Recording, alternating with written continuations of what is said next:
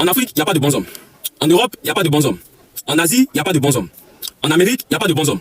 Tu tombes sur le contenu des femmes africaines, elles attaquent les hommes noirs. Tu tombes sur le contenu des femmes européennes, elles attaquent les hommes blancs. Tu tombes sur le contenu des femmes asiatiques, elles attaquent les hommes asiatiques. Tu tombes sur le contenu des femmes américaines, elles attaquent les hommes américains. On veut se poser une question. Finalement, les hommes là, quand vous parlez, vous dites, tous les hommes ne sont pas les mêmes. Ils ne sont pas la même chose. Il y en a qui sont bien. Le bien, on peut les trouver vers quel continent comme ça? Mon frère, si vous avez l'impression que les femmes partout dans le monde se plaignent des mêmes mots, des mêmes comportements venant des hommes, ce n'est pas parce que il n'y a pas d'hommes bien. Non, les hommes bien existent, les hommes corrects existent, les hommes qui se comportent bien existent.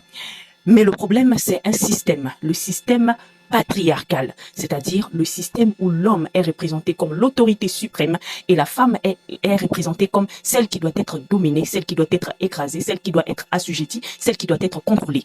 C'est ça le problème. D'où vient le patriarcat? Le patriarcat, en gros, vient de l'Occident. Le système patriarcal tel que c'est établi, cela vient de l'Occident. On a l'impression que toutes les femmes se plaignent de la même chose. Infidélité, violence, manipulation, contrôle, viol. Pourquoi? Parce qu'il y avait un système qui a été exporté. Il y a un système qui a été exporté partout dans le monde à travers la colonisation. C'est le système patriarcal. Dans plusieurs sociétés précoloniales, la femme avait une place de choix. Par exemple, je vais prendre le cas de l'Afrique parce que moi je suis africaine. Dans beaucoup de royaumes africains, il y avait des femmes qui étaient des reines. Il y avait des femmes qui dirigeaient. Les femmes étaient des prêtresses. Des femmes étaient dans l'armée. Le cas des Amazones du Dahomey, par exemple. Le cas de la reine d'Éthiopie. Le cas de la reine de l'actuel Angola. Il y a beaucoup de femmes qui ont eu à diriger dans les royaumes africains. Mais le problème, c'est que l'homme blanc, lorsqu'il arrive, lui, il a déjà instauré le patriarcat chez lui. Et quand il arrive, il voit des royaumes bien institués qui fonctionnent correctement. Il se dit, il faut que je crée la division. Alors, pour créer la division, il faut diviser hommes et femmes. Il faut diviser les tribus. Il a vu que les femmes et les hommes avaient leur façon de fonctionner. Il vient, il divise. Ce n'était pas parfait, certes. Il y avait peut-être des inégalités, certes, mais il est venu, il a divisé.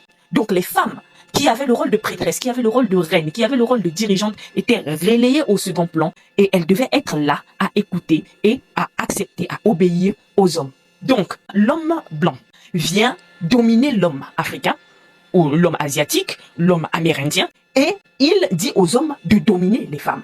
Cet héritage est resté. La bastonnade, par exemple, les fouets, le fait de frapper en cas de situation, le fait de frapper quand la personne n'obéit pas. Donc, qu'est-ce qui se passe? Le colon, il frappe sur son esclave homme, et cet homme rentre à la maison, il frappe sur sa femme, et la femme, quand elle reste à la maison, elle frappe sur les enfants.